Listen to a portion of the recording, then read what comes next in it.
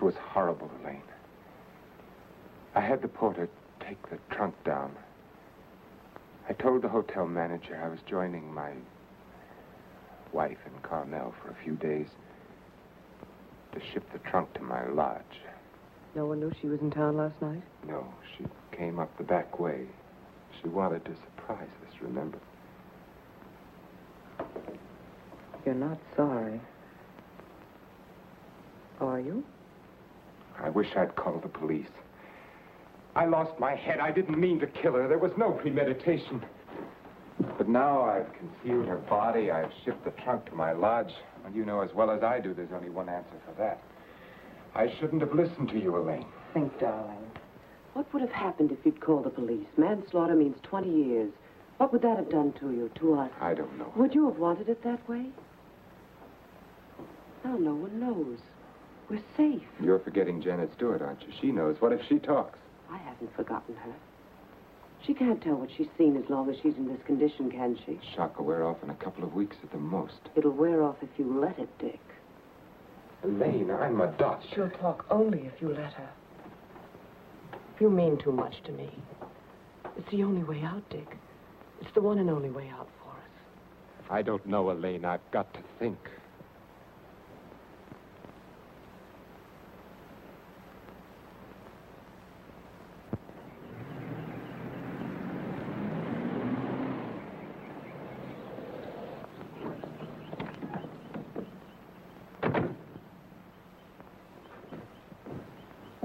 Good morning, Mrs. Penny. Good morning, Doctor. You're looking very well today. Thank you, Doctor. Good morning, Doctor. Good morning, Miss Hatfield. This is Lieutenant Stewart. Miss Hatfield's our head nurse. How do you do, Lieutenant? Is Miss Jordan with Mrs. Stewart? Yes, she is, Doctor.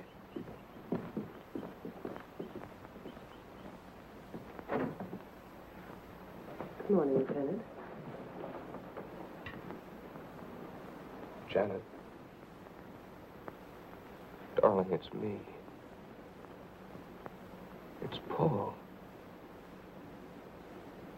I'm home, dear.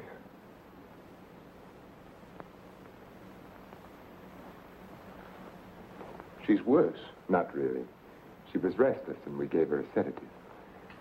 You've got to be patient, Lieutenant. It's going to take time. And you must try to stop thinking of your wife as she was. You see, when you were reported killed, she had a terrible time adjusting herself, but she did. Then when the news came that you were alive and on your way home, it was hard for her subconscious to accept that because the first adjustment had been so difficult.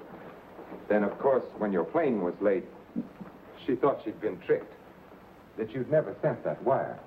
Don't try and let me off easily, Doctor. Give it to me straight. Tell me, can you help her?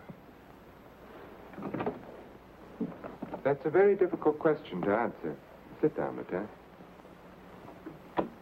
The mind is a delicate, fragile thing. It's almost as intangible as faith. And that's what you're going to need. A lot of faith in yourself and in your wife and in me. Please don't think I haven't faith in you, Doctor, because I have. But yesterday, after you left with Janet, I needed someone to talk to. Of course. So I went to the Army hospital and I talked with some of the doctors.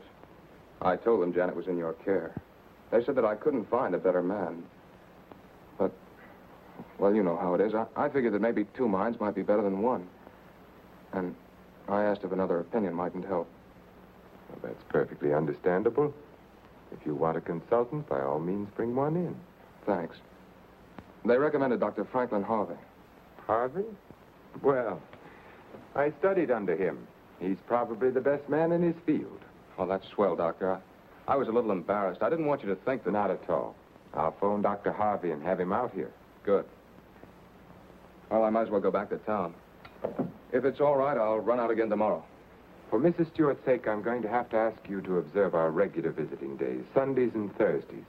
I'll phone Dr. Harvey and try to have him out here Thursday so that you can talk with him then. Okay, we'll make it Thursday. Oh, I thought you'd like to know, Lieutenant. She's resting quite easily now. Thanks. Goodbye, Doctor. Miss Jordan. Goodbye.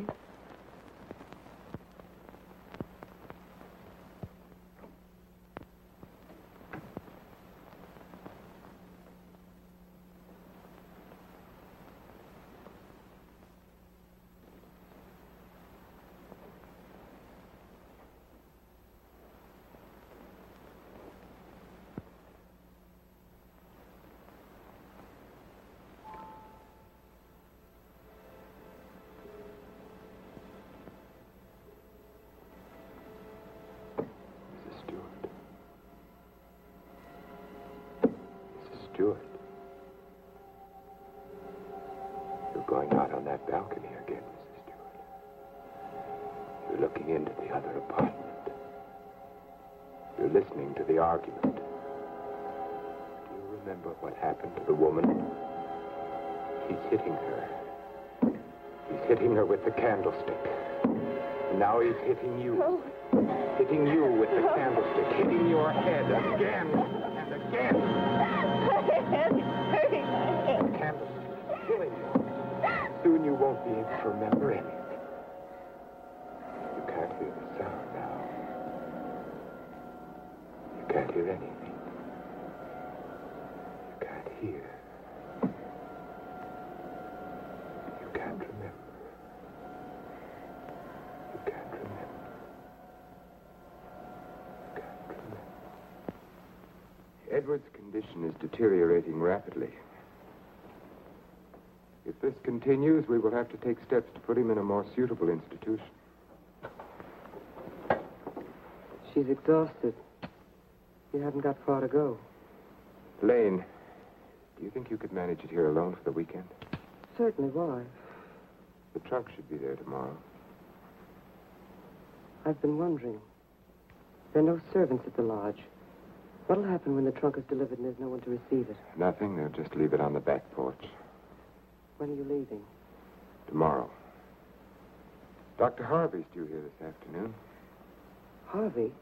Coming here for what? Stewart requested a consultation. You're not going to let him examine her. Of course. How would it have looked if I'd said no? But he might discover something. He has no reason to be suspicious. You can't risk it. I won't let you. I know what I'm doing, Elaine. Darling, you're not thinking clearly. I've never seen things so clearly before in my whole life.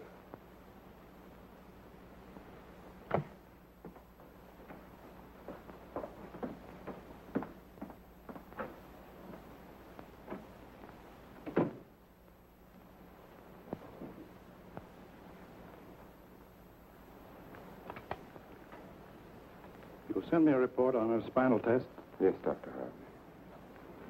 and the other specimens. Yes.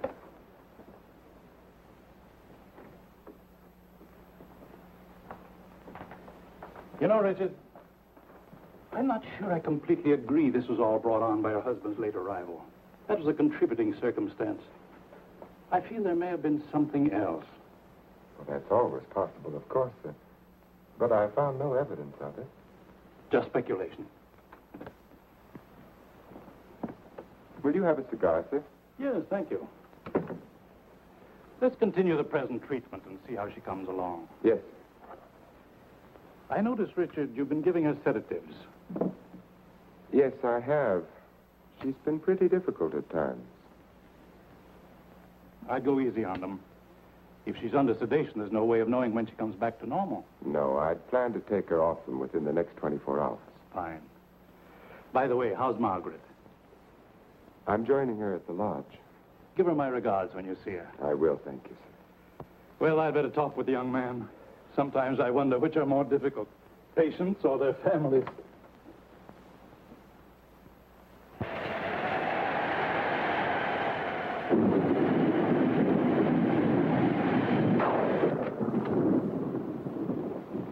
Hiya, beautiful.